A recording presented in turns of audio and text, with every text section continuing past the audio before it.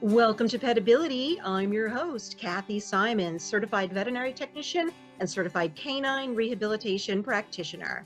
And I'm your host, Chris Cranston, licensed physical therapist and small animal physical rehabilitationist. Our podcast provides interviews and information to help your pets live their best lives. Afternoon, Kathy. Good afternoon, Chris. What's going on there today? Ooh, I'm a little sore today because at 58 years old, I actually played flag football on Saturday and I'm still recovering. You're 58 years old? I'm the youngin'? Holy crap. You pick up on the age part and I'm trying to emphasize that I'm sore. No empathy. Well, you know what, Chris? It's kind of interesting that you brought up your age and your soreness in a way, because I don't know if you know this, but November is Adopt a Senior Dog Awareness Month. How about that? Awesome. And we love our seniors. Both of our practices are majority of seniors. Like when I tell people the average age of the dogs that I work with, they're like, what? Because, they're thinking like 10 years old might be getting up there. And I'm like, oh, no, that's middle age. That's like prime of their life. Right. And these dogs have so much to give still. I had a client who many years ago adopted this senior lab. And there were some people who had said to her, oh, gosh, I don't know that you want to do that.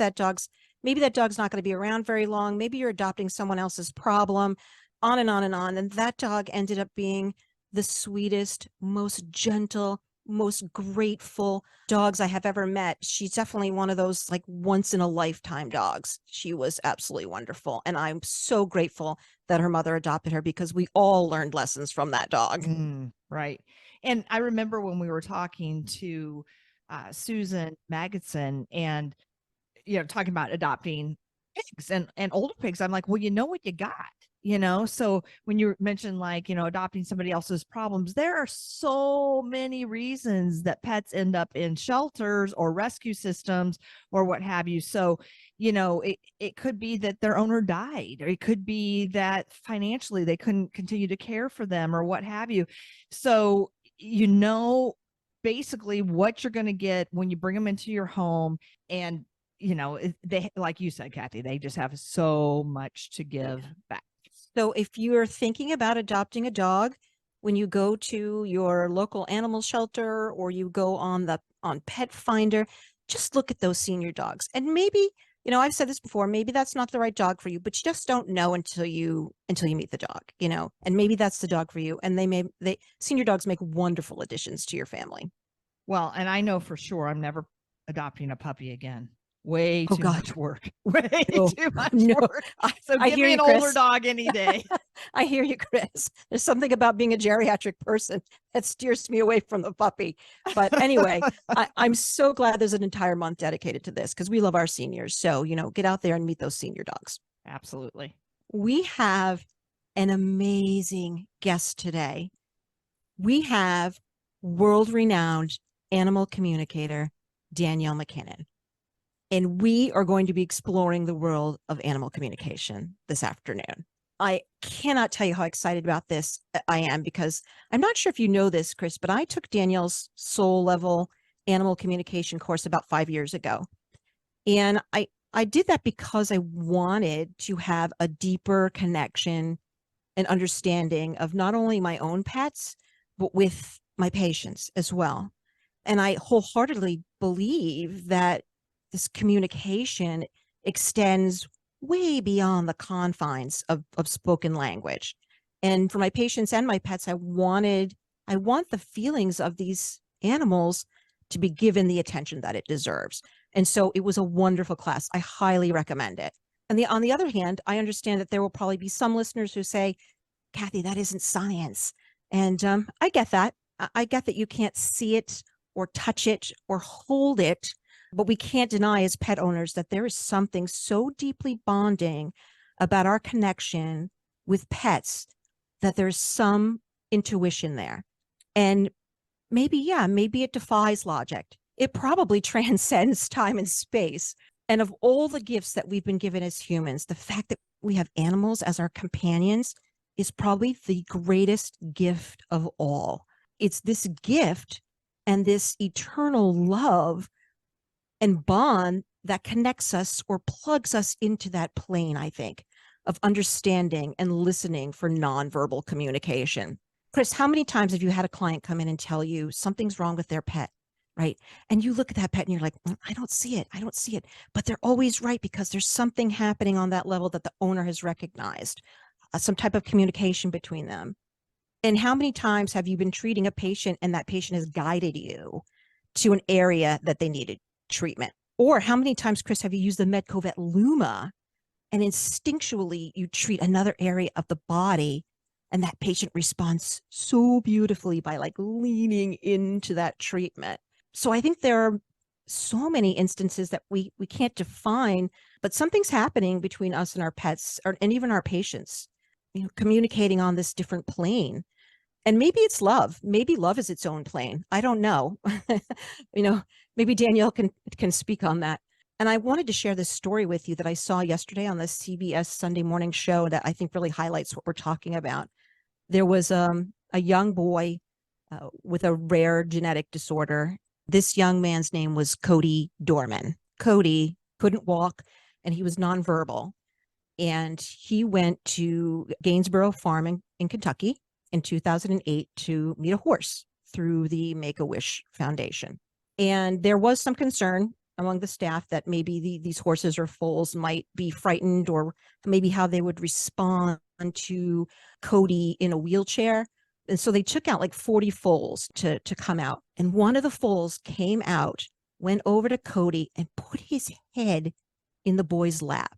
And the people that were there said the connection between the horse and the boy was immediate and intense. And they ended up naming that horse Cody's Wish. And I thought this was such a beautiful and touching story that these two beings were able to connect on such a level like that. And again, such an amazing gift. So I'm really interested to hear what Danielle has to say about connecting with animals and helping people explore their intuition.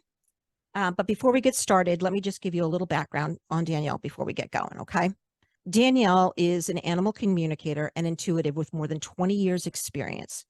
She is the Amazon #1 best-selling author of Soul Contracts, Find Harmony, and Unlock Your Brilliance, as well as Animal Lessons, Discovering Your Spiritual Connection with Animals. And through the Danielle MacKinnon School, Danielle has taught her soul level method of animal communication and intuition to students from more than 60 countries. So she's teaching her techniques worldwide. And her newest book, The Incredible Animal Afterlife, What Your Pet Wants You to Know, is available now. So be sure to get that copy. And as an accomplished and renowned animal communicator, Danielle possesses the ability to tap into the unspoken language that binds us to our furry, feathered, and fin friends and explore the emotional and spiritual dimensions of the bond that we share with them. So it gives me great pleasure to introduce to you Danielle MacKinnon. Welcome to our show, Danielle. Thank you. Thank you for having me, Chris and Kathy. I'm excited to be here. We are excited for you to be here too, Danielle. I have so many questions for you. I just want to say that I totally understand the non-science thing. Yeah. For me, it wasn't an issue. As soon as I realized this was real, I was all in. No one needed to prove it to me other than me seeing it work one time in real life. But my husband is a scientist, and it took him a good, I would say, 10 years to come around to, hey, this stuff is real. So I get it. I totally get it. And maybe, Danielle, maybe you could start off with sort of telling us, how did your journey into animal communication begin? Was there a specific moment or experience that led you to this path? Yeah, I'd always been interested, but never had any avenue for it. As a child, obviously, I am a full adult here, and the internet did not exist when I was a kid. So there was no way to know that there were psychics or animal communicators or anything like that out there.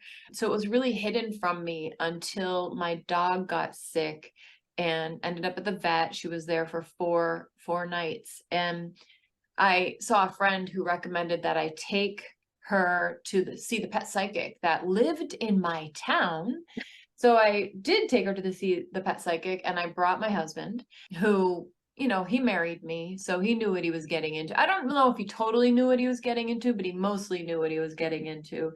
And I received a reading from that animal communicator. And the animal communicator was able to tell me that my dog was sick because she ate corn cobs, and she ate the corn cobs because she was anxious since my husband and I had been fighting about my mother. And for me, I heard that and I was like, what am I doing in the corporate world? This is what I've been doing already my whole life. I need to change my life. I mean, it was just, for me, that very one pivotal phrase he said that changed my entire outlook on what I could expect for myself and what happiness could be and how I could help animals. You mentioned, Danielle, both the terminology, animal communicator and pet psychic. Are those synonymous? Or they are. For a okay. long time, I didn't use the word pet psychic because I thought it sounded like cheesy. Like people be like, oh, you're just a pet psychic. But then I decided I don't care. Really, it's all the same thing. It's connecting intuitively with an animal, directly to the animal, to have a back and forth intuitive or psychic connection. And so I just had to get over what is the proper thing to call it, because some people would hear pet psychic and think that's amazing, and some would think it's cheap. Some people would hear animal communicator and know exactly what that meant, and some people would be like, so you train dogs? Like, just, at this point, I just need to use whatever wording lets people know what I'm doing, what I'm talking about. I think it's, from my perspective, working with animals in the veterinary field, I honestly feel like it's growing in popularity as well. Clients are actually seeking this out. Would you say that you think there's been an increase in that sort of like seeking out an animal communicator for their pets? Oh yeah. In 2000, when I started, there weren't many vet offices that were interested. Yeah. And that is not the case anymore. Now, veterinarians all the time are recommending animal communicators and working with animal communicators. And of course, there are vets that aren't into it, and that's totally fine. But I run into it all the time. I just did a retreat. We had a veterinarian on the retreat. We had a vet tech on the retreat. There's so many people who just love animals, and even when their job is based in science, they want to take every single tool possible they can inside themselves to be able to help the animals. And if animal communication is helping them do a better job, so many people are willing to do it. So Danielle, what is the process of communicating with an animal entail? What does that look like? How do you connect with animals, and how are you able to understand the messages that they're trying to send you? So a lot of animal communicators work with either the animal being right there or a photo. And so they'll like hold the photo or look at the animal and connect in intuitively that way. I have found over time that it's just limiting to need it to be a certain way. And so what I teach my students, and this is what I do myself, is I just need one piece of intuitive data to connect in. Meaning the name or the animal to be there, or a picture or an item belonging to the animal. Or if Chris, I'm reading your dog, you could just think of your dog and I could intend to connect with the dog you're wanting me to connect with. So I just need that one little entry point to connect in. The thing about animal communication is that because animals are naturally intuitive, they use their intuition to go through their life. This is how they survive in the world. When I'm going to connect with them, it's easier because they already want to connect with me. So they're already doing this. The act of a human doing animal communication is really just tapping into what's already there, what the animal's already putting out to us. Do you find that one particular type or one particular species is more communicative than others? Like, are dogs more open? Do you have to warm up to cats a little bit more, or are birds open to this sort of thing? So are all the animals open to it, or do you have to work a little bit to kind of get them to open up to you? It is, all animals can do it. All animals do it. So that's all mammals, that's fish, that's insects, that's birds. They all do it. And so in terms of getting someone to open up, I think the first challenge that people run into as animal communicators is they think that because we're the humans, we can just bust in and connect with that animal, and that animal is just going to respond. And we, you know, it's our human thing. We're so excited. Of course, everyone wants to connect, and we forget that we have to take care of ourselves, and we have to ask permission, and we have to be kind, and the one we're trying to connect with has to agree. So it's very often about the personality of the animal. So I may go to connect, and I might be kind, and I might ask permission to connect with a cat, and that cat is a very loving, touchy cat in real life. And when I go to connect with them, they're going to have that same personality psychically. I may go to connect with another cat who's standoffish and, you know, really makes you work for their affection in real life. So when I go to connect psychically, they're going to have that same personality. So it's personality, it's animal specific and not necessarily species specific, but there are some ribbons of patterns that will kind of run through. So if I go to connect with a chipmunk, a lot of the chipmunks that I go to connect with, they're going to talk really fast. They're going to move fast in my head. That's just kind of an overall chipmunky type of personality that happens. And they all have their individual personalities as well, but there are some, like a turtle is very often a little bit more laid back in their connection. But again, they're still going to have their own personality. I like that you say that they need to agree as well, because Chris and I always talk about in our practices with our animals, even with things that we want to do exercise wise or therapy wise, we want to get consent from the animal. We want them to have buy-in. We don't want to do something to them. We want them to do something with us. So I love that you're saying, you know, that you wait for them to consent, because it's such a human experience for us to just like bust in, you know, hey, we're humans and we're here. And another animal would probably be like, whoa, you know, dial it down a little bit. So I think the consent piece is important to mention. And it's one of the reasons that often if an animal communication reading isn't working, it's because that animal's like, yeah, I'm not into this and you didn't ask me. It's rude. Yeah. Right? How often do we push an animal for something, for a specific outcome? Because we know it's best in our mind, we think it needs to happen, but the animal may not agree. So I'm hearing that can almost vary from session to session. I'm imagining that maybe you've had good communication with a specific animal, and based on their personality, you expect a certain reception to your communication, but maybe they're having a bad day, or, you know, you didn't ask for consent in the way that they liked or something. So can it vary, I guess, is what I'm asking, from even session to session within a given pet? Oh yeah. Yeah. I mean, they have free will and they can decide to connect or not. 99% of the time, if you've managed your energy, you've been kind, you're developing the relationship, you're, you know, approaching and asking for permission, they're going to say absolutely.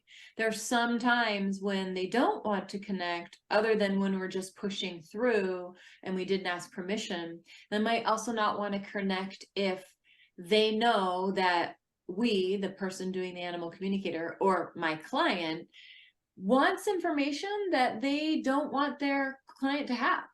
You know, sometimes a person will be like, well, can you ask him how much longer he's going to live?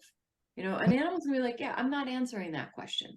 Most of the time, unless that animal is in the active dying process, the animal's not going to talk about, hey, in the future when I die, because they're always bringing the humans back to the present moment. We leave the present moment, we get worried about all that other stuff, making all this stuff happen, and animals are constantly being like, no, be here now, be here now. It's a good lesson. Really, good lesson. It is. And I've heard too that, you know, we're talking about like maybe the owner's pushing or what have you, you know, they want a specific piece of information, but the pet wants to tell them something else. So I've heard examples of, you know, they want to know maybe, you know, how they're feeling, you know, are they sore or whatever, meaning the owner, and the pet's like, I don't like the dog food. No, I need to change the dog food. And you need to feed me 3 times a day. I'm just going to talk about the dog food. And so I've heard, but that's what's that's what's important to them. They wanted chicken versus tuna, and so they want it, being in the moment of that. And then the owner gets frustrated, right? Because they're like, okay, I got it, but tell me, are you sore? But I think that's what's important to the patient. If that's what the animal is telling you, then that's what's important to them, right? So in my school, one of the things that we do is we do something called an animal communication lab. And it's when my higher level students have to do a reading in front of the rest of my school on Zoom. So we just did that. And so she's doing her reading, and the human is like, okay, I want to know what I can do to make him feel better. He's having a hard time. I was like, wait, don't say he's having a hard time. Just go in and ask. And so the person doing the reading, my student, decides, well, we don't know if he doesn't feel well. We only know you think he doesn't feel well. So she decided, I'm going to ask him to show me how he feels in his body. So what this woman really wanted was, what can I do to fix this situation? I got to fix this situation. He's suffering. But what the animal showed instead was what's going on in his body, how it does feel, if there was pain or not. And it turned out that animal did not feel pain. That animal felt some discomfort in the joints, a little stuff in the throat, but not very much of a big deal at all. And so we couldn't go down the road of what do we need to do to fix this, because the animal already preempted that with like, hey, I feel like this and I'm doing okay. So all of your worry is unnecessary. And the animal showed that by giving this information about the body. There's a technique that you use called body mapping. It's very helpful, I think, if you're an animal, professional in any sense. So the veterinarian, the vet tech, the groomer, the, whatever. I think that might be helpful to maybe explain to the audience a little bit about that. So what this student did is she did a technique that I teach in my school, which is where the animal actually showed her in her own body how the animal's body felt. It's a really unintrusive way to allow an animal to share what's really going on with their body, because the animal is basically putting the information into my body. So my shoulder would hurt, or my hip feels a certain way, or whatever is going on, rather than me trying to look at the animal, figure things out. That's a very pushy, directed energy. For this technique, what happens is the animal makes the choice. I would like to show Danielle in her body. So it's less intimate in a way from the animal. And that's why it actually works really well with people who are more professional, who are seeing animals that aren't their own animals, because the animal makes the choice. Danielle, do you have to do anything preemptively before you do something like mapping? Because I don't want to walk around all day with my shoulder hurting. Like, is there some way that we can connect and then maybe disconnect so that I don't have like shoulder pain all day long? Yeah, I mean, the way I teach is it's a very specific, you connect in and then you disconnect. The other thing that I teach is about energy management. And I actually think that animal communication is very easy to do, but where people get hung up is they don't prep themselves properly. And the way that I have people prep themselves is through energy management. And they're basically short, easy techniques that line your energy up, that make you feel good. I call it bringing you into the zone, where you're not questioning things, you're not worried about stuff, you're not distracted, you feel good in your body. Because when you're in that place, it's almost like you're a blank canvas for the animal to share information in your body. It's I think it's like the secret little power pill of animal communication, because I know it sounds crazy, but the receiving intuitive information from the animal is not the hard part. It's trusting it. So you have to be in the zone. And then when you're not in the zone, then you don't want to be receiving that type of information. You mentioned the body mapping and a way of the animal communicating by showing you as the communicator where, something is happening for them. I imagine there are other ways that the animal communicates. Can you describe that? I mean, how do they convey their messages? And again, are there patterns that you see, have seen over the course of your career? So they can convey their messages in lots of ways. The main, most easy ways in the beginning of doing this to detect are through images, through sounds, through feelings in your body, emotions, and then also through like just knowings, where suddenly you just know it. And one of the challenging things that I see happens, especially with people who are big animal lovers, have a lot of animals in their life, and get to know their animals well, is they don't realize that they're actually using their intuition with the animals. They think they just are very smart. They think they know the animal really well, and that's why they know this information. But a lot of the time, they're actually receiving the intuitive data from the animal, but they're mistaking it for experience. Mm. You know, I had an experience last year, Danielle, that was really profound. And sometimes I get in my head and I start questioning whether this is, am I really hearing this? Am I really experiencing this? Or you're right. Or am I just, just using whatever I learned in veterinary, technician school? But this experience was undeniably like some type of unspoken communication. And it was a dog that we were getting ready to euthanize. I was at their home and we were waiting for the veterinarian to come. And I was sitting with the dog and she had a little bit of labored breathing. And I could see that that was the thing that was probably making her have some anxiety. And I don't know what made me do it, but I just took my hands and ran them down her legs to her feet. And then underneath her feet, I put 2 fingers behind the weight-bearing toes and just pressed on that point on both feet. And her breathing slowed down. And we were able to sort of breathe together in a natural rhythm and be more comfortable until the vet came. I don't know what told me to do that. And later my friend who's an acupuncturist said, yeah, those are acupuncture points for respiration. And I didn't know that. And I don't know what guided me that, but I didn't know from veterinary technician school that those are acupuncture points. And so I think this dog showed me what she needed. Yeah, that is how it happens. Where'd that idea come from? Why did I just say that? Why didn't I just do this thing? Right. You're not as smart as you think. Right. And it was a very intimate experience, honestly. I mean, I don't think I'll ever forget that. It was a very intimate exchange. I'm sure you've had, thousands of awesome experiences like that. Can you share maybe a particularly impactful one like Kathy had at that point in her life? Is there something that you'll never forget?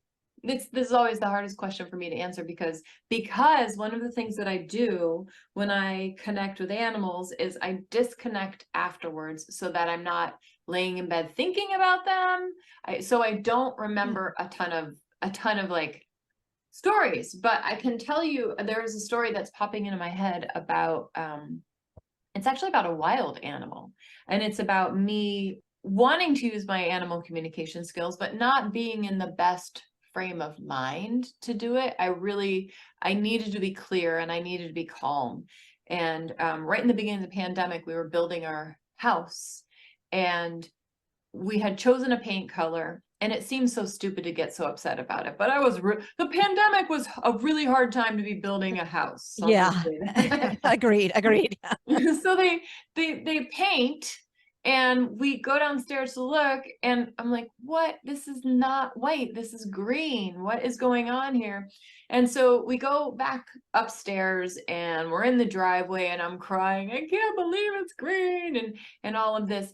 And my husband is hugging me, and over his shoulder, because we live in the woods in Maine, I see a buck. And it is maybe, I don't know, 30 yards away, and it's just standing there. I immediately stop crying and I go, Kev, there's a buck. So he turns around, and we were both just standing there with this buck, and it was amazing. And then in my head, I think, well, you know what? I'm going to connect with the buck. I am an animal communicator. So I go in and I do my connection, and immediately, within 1 second of me doing my connection, it did a big snuffing sound, like snorting sound. So it did the snorting sound immediately as soon as I connected, and then ran right over back into the woods. And this was really for me an example of how much do I know about animal communication? How good am I at managing my energy? How much was I not listening to what I know? Which is, you don't connect with an animal when you're really, really upset. You don't bust in and try to make that connection happen without taking the time to have the permission. And I think so many people, especially when their pet is not well, when they're worried about their pet, or they think their pet has like a physical problem or a sickness that they don't know about, they become very pointed and needy in their desire for connection. And that's what I had done with that deer. I was coming from this, everything's not okay, I'm not okay, but I need this connection with you. And I didn't go about it with the proper, really kindness and allowing for the animal, for the deer's free will. For me, I think that especially at a vet's office, so many people are in a state of upset, worry, and fear that they are missing the signs, that they're not taking the time to work on their own state of mind so that they can be with their animal and be with their animal more fully and be present for their animal. Yeah, there's so much emotion at the vet. So much. It's hard to wade through, even as a human, the emotion that is just floating through the building of a veterinary office. Yeah, and my vet is incredibly open to what I do. In fact, she's taken my classes and now is even more open to it. And which is amazing because I know that I can trust her with my dogs because she's looking at both levels. She's not just looking at that physical level, but she's able to tap into the emotional level, and she's able to tap into the needs that we may not know are there because we're just using our eyes most of the time. And think about the environment we could make for all animals if we did this in every practice. The environment would be the experience would be completely different for all of these pets. And not only for all these pets, but also for us. If I need to monitor myself and notice when I'm off so that I can be better at being with my pet, I'm going to end up taking better care of myself.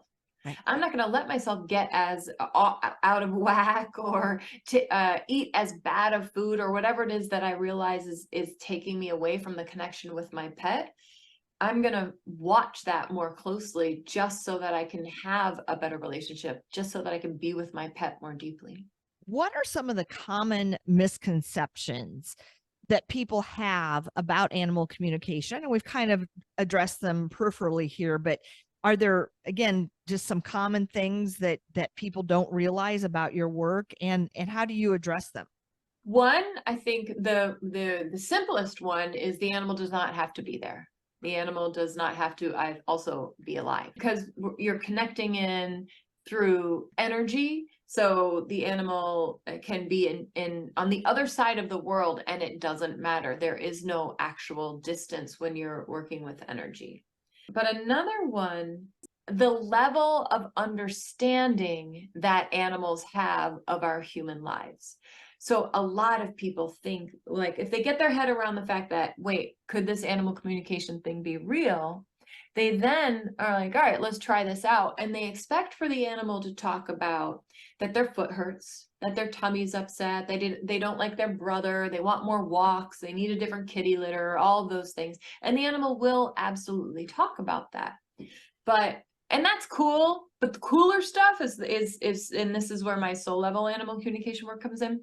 The animal will also talk about things like how, Chris, you're working so hard. You're not taking those walks like you used to, and it's time for you to slow down a little. Or or Kathy, your partner needs a new job, or like they know all of these things about us that we don't really give them credit for knowing.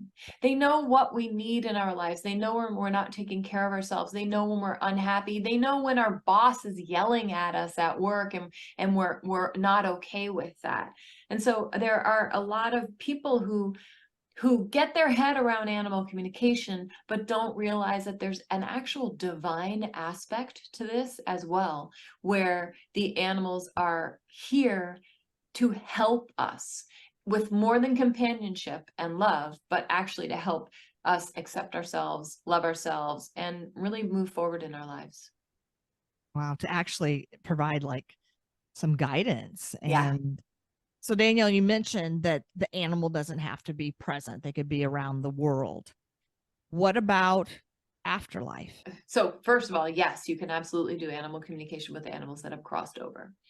And I would say that an animal crossing over is the number one thing that I see that leads someone to investigate animal communication and take it seriously. And so many people will come into my classes or my membership or wherever, and they'll say, you know, I found you because of my dog who died or my horse who died. They brought me to you, which is a really cool thing when somebody realizes that their animal that has crossed over is continuing to work with them and help them and guide them, even though that animal is on the other side. That is, you know, that's the experience that my husband and I had with this dog that we have now. We lost our dog at the age of 10, and I was very bonded with this dog. He was blind, and we were just this, you know, we were just this team, and he passed, and we waited a long time to get another dog, probably another almost 2 years. And we started looking for another pug, and we couldn't connect with, you know, we met several dogs, but we couldn't connect. And at that point, we both said, you know what, forget about it. Just let's see what happens. And within 24 hours, a friend of mine from the animal shelter emailed me and said, your dog's here, come get him. And there he was. And it went down, and I picked him up on my birthday, and it just felt I felt like it was a gift, you know, that he was sent because of the timing and his needs and him wanting and needing us as well. It was a really cool experience. It's really cool when you have the experience where it's so obvious and clear, right, that this is the animal, and not everybody gets that experience. So when it happens, it's special. Yeah, this is a special guy. Although I do believe that every animal that comes into your life, whether you have that experience or not, is meant to be in your life. Maybe some are in your life longer and some are in there shorter, but every animal you encounter, you are supposed to encounter. You're supposed to encounter them. Think about my patients too, and the impact that these patients have made on me as well. And just this part that I can share with them with rehab and making them feel better in their bodies. So I'm giving them a little bit of a gift and helping them feel better in their body. And they're giving me a gift with just their simple presence and their joy and their gratitude for it. And that's what I live for. So when you say, like, you know, every animal or pet comes to you for a reason, I guess what I thought of was, you know, when I turned the corner and a squirrel had fallen from a tree. It was a little baby squirrel, and, you know, and I retrieved it from the road so it didn't get hit, and I nurtured it, and, you know, and so forth. Are you even talking about those experiences? Like when something seems to be just out of the blue? Oh yeah, all of them. Wild animals or not. Animal that runs across the road, the hawk that flies above, your neighbor's dog that keeps barking. They are all here in our lives to help us learn. Some animals are going to help us learn in a much more direct, big way. And some animals are going to help us learn just by kind of contributing to the overall, but they're all meant to be in our lives, assisting us in some way. The thing is that animals have mastered unconditional love. You don't meet an animal in the wild that has low self-esteem. You know, in the wild, they don't really do that. If a squirrel doesn't jump as high as another squirrel, that squirrel's not walking away going, well, I kind of suck, you know. That's not what happens. But we do that. We do that all the time because we haven't mastered unconditional love, which means we don't love ourselves no matter what. So animals are coming into our lives, they're holding the vibration of unconditional love, and they're helping us to experience it, and they're giving us opportunities to work toward it ourselves. So it's all of the above that are doing it for us. I will tell you, Danielle, that my dog has a tremendous amount of self-love for himself. There is nothing you can do that make him think that he isn't the greatest thing that ever happened. And I love that about him. Well, it's easy to see when it's one of those dogs who's all proud of himself and walks around with his head held high, does a little prance and all of that.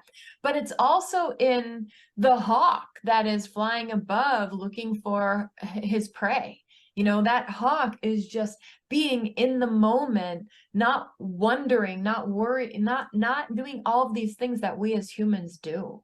And if you can take a moment to look at any animal that you encounter, They live so much in the present moment. And when you are in the present moment, it's a lot easier to feel love for yourself. And it is a lot easier to feel love for others, because we're not thinking about, well, this could happen in the future, or this happened in the past and I'm holding it against someone. In the present moment, it's a lot easier to attain what they're asking us to attain.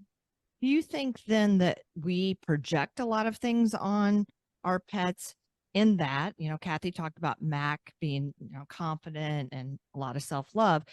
And I have twin Cavaliers, and Baxter is what, people in the agility world call like a soft dog. He's very timid.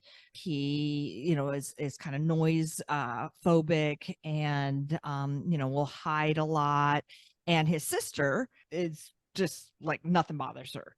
So how do you reconcile that when you see these different affects and I guess you call them personalities?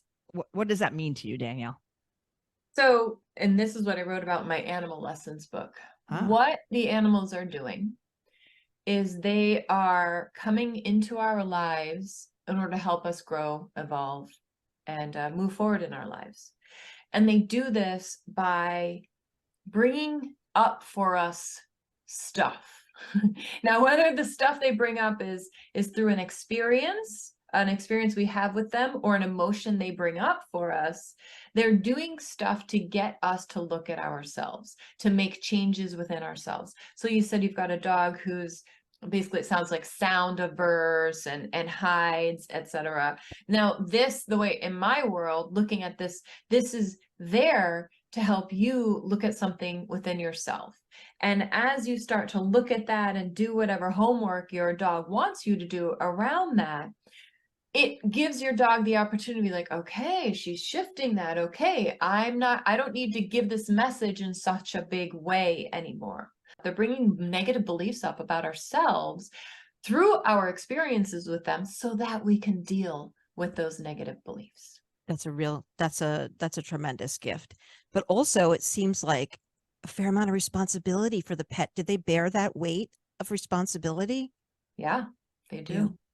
They bear that weight. They're willing to sacrifice themselves in order to help us grow and evolve. They've already mastered unconditional love. They don't need to grow and evolve. We do. So they're like, we will do whatever we can to help human consciousness become better. So the people that are just negative Nellies, how do you address that, Danielle? Do you try to do something to prove it to them? Do you just accept that there are going to be people out there that are never going to believe no matter what? I'm very interested in, how you address criticism, skepticism, and non-believers. Really, first, I just don't worry about it. What I find is that when an animal opens the heart of someone enough, they'll become open enough to be like, oh, I'm willing to investigate that. I don't try to prove anything to anybody, because you can't. A person has to have some little opening there, and then they have to take it upon themselves to check it out. It's funny because when I used to do readings all the time, I would do a reading for, say, a woman and her dog, and she would be like, this is amazing, you've helped so much. And then she would want to book a reading for her, say, husband to get a reading. And I would say, no, I'm not going to do that, because the person has to want to investigate this themselves. They have to have some curiosity or some interest before any of it even matters. So I don't spend time worrying about the people who are like, this is a crock and blah, blah, blah. That's cool. You can go in a different direction. But the people who are interested, who are like, wait, could this even be real? I feel a little bit interested. Then I suggest, if they are interested, they should go and book an animal communication reading and have the experience to see that it's real. But not in order to prove it, but more out of a place of curiosity. I find that And this is what I advise my students. My students will be like, how do I handle this? Well, you know, people are going to come in and they're not going to believe it. I'm like, no, people who are paying you for a reading, they're curious, they're interested. And so they're going to hold space while you do this thing. So I mean, I understand you want me to come up with like the magic solution for your people who are like, why are they talking to an animal communicator? But I don't have one other than if they can be curious and have the experience for themselves rather than me telling them about it, that's going to be the best way. But it has to come from that place of curiosity. I think that's the perfect answer, Danielle. Yeah, I do too. And how do we find a good animal communicator? Because I've had readings with some animal communicators that are so spot on. It's like you leave with goosebumps. And then I've had some that I've gone like, that doesn't seem like my dog at all. So how do I find a good communicator? On my website, I certify soul level animal communicators. So all of my people are amazing. I also Great. have an article on my website. I think it's called something like how to get the best animal communication readings. It's something like that, where I talk about here's what to look for. But one of the biggest things in terms of getting an animal communication reading is you do want somebody who's very professional. It's challenging to go to Jane, who is, you know, doing this out of her garage on third Saturday of every month. Like, you want somebody who's like very dedicated to doing this, because now, you know, they're invested, you know, they're learning all of the time. I'm still learning. When I do readings, I don't do private readings anymore, but every once in a while I'll do one, or I'll do one like for a celebrity or whatever. And still new stuff comes up in those readings. Still, I'm like, oh, I didn't know I could do that, or I didn't know an animal could do that. So you want somebody who's invested in the continual education of what this is. There's no way I'm ever going to know everything about animals or how an animal communication reading works. You also want somebody who's open to getting it wrong. And I always say this, but I am not 100% accurate. I'm just not. And nobody is. And somebody who says, like on their website, I'm 99.9% accurate, that's just weird. What are you putting your energy into? Tracking your data? Or are you developing the relationship with the animal so they trust you, so you get deep and meaningful information? So I think that you have to have that feel with the person that you choose for the animal communication reading. You want somebody who's professional, who presents a professional image, and who's investing in doing the communications. Danielle, do you have piece of advice, or even more than one, that our listeners can adopt now in terms of deepening their own connection with their own animals, or animals in general in the world? Advice for somebody who wants to deepen the relationship with their pet, I would say, if they're not going to learn animal communication, which is kind of the fastest and easiest and most fun way that I know of, it's to actually look at the way that they're interacting with the animal. So yes, in the physical world, animals need to be rescued. Yes, in the physical world, they're mistreated. That all exists. It's absolutely true. But there's a flip side to this, and it's where the animals are teaching us, where the animals are acting as though they know more than us in a lot of different ways. So this idea that so many of us have, who are deep, big animal lovers, but where we look at animals like they can't survive without us, or that they're just naturally victims. And I'm not saying they aren't victims. They are absolutely victims of lots of human stuff. But it's more like, if you can shift your perspective to, I want to have animals in my life and I want to help animals, but I'm also really excited for how the animals are going to help me. It's a much more of a back and forth energy. It's much more of a two-way street. And it takes away from our human need. We got to fix, we got to help, we got to do, which is a very pushy energy, and actually gets in the way of us being able to have a more connected, deeper relationship, because we're thinking this whole thing goes all one way and then we get a great companion out of it. But that's not actually the case. Of course, we get a great companion out of it. And of course, we help them. But there's so much more than companionship coming back. So if we can change our mindset from like fixing, doing, making happen, all of this, to the animal's more of our teacher. Like they know more than us about some stuff, and we could learn that. But it's kind of like most people don't try and learn from a kindergartner, right? And so many of us treat our animals like they are less than, like don't know as much, kind of like that. And it's just animals are looking for us to treat them a little bit differently. Well, I think it's really egotistical, the human race in general. Yeah. And certainly different cultures, have different relationships with animals and so forth. But, as you were saying, those things, those qualities that humans have, as far as being pushy and so forth, I'm like, we just have huge egos that we have to get over a lot of the times. I do want to relay something, Danielle. A couple weeks ago, in a town that was having a festival, and popped into this shop, and this woman was there. She was a customer, and at her feet was a 17-year-old dachshund. And she was talking to the proprietor at the store. And of course, I go over to the dachshund and I'm petting him and I'm learning about him and so forth. And he was lovely.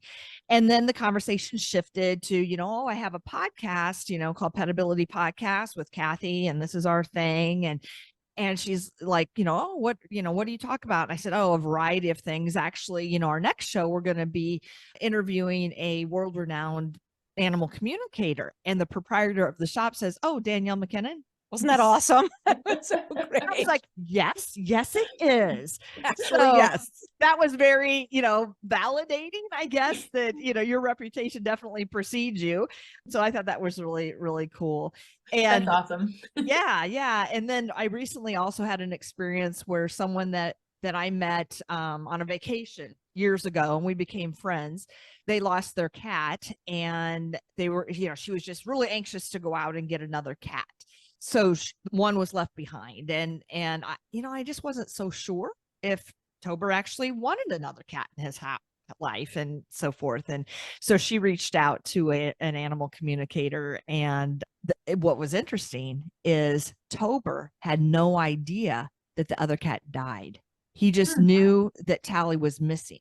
And I thought that was interesting. And then, yes, he absolutely wants other cats in his life. And so they're actually adopting 2 boys from the same litter. So they're now going to have 3. But, it can really, really help people. Like you said, like reaching out when there's a death, or they've crossed over, and helping people go on and knowing the right path, perhaps. Danielle, as we're wrapping up, can you let our audience know a couple of things? One, where can they find you? How can they sign up for your coursework? And where can they get your books? Oh, well, I made you a special page. I made a PetAbility page for you. Ooh, sweet. So it's daniellemackinnon.com/PetAbility. Very, Nice. very unique name. And on there, I think it's 5 tips to become closer to your pet. I have a link to my latest book, The Incredible Animal Afterlife. And I have some information there about my community as well, because my animal loving peeps who are interested in intuition kind of like to get together and play and practice and do stuff together, because it's a unique group, right? People who are into their animals and think their animals rule the world, but are also very sensitive and just want to help animals and are interested in intuition. So I brought those 2 groups together in my community. Yeah, and I highly recommend taking the soul level course. It was wonderful. It's fantastic. Yep, those are in my school too, wonderful. which you can get to through your special secret page. Code. Awesome. I mean, not secret. It's not secret. It's not a secret anymore. Yeah. We're in a secret society now. Right. Say, Danielle, do you have any final words that you'd like to share before we close? I would just like to encourage all of your people to consider the animal in their life to be like their personal Yoda. Remember Yoda from Star Wars? Yes. Oh, yeah. Yoda knew everything.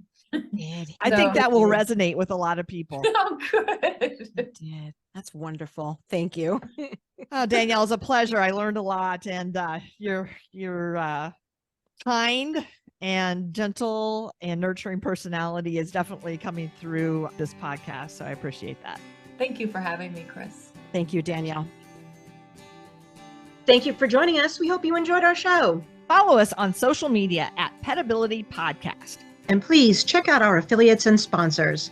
Simply go to the show notes for information and links. Thank you and tune in next time.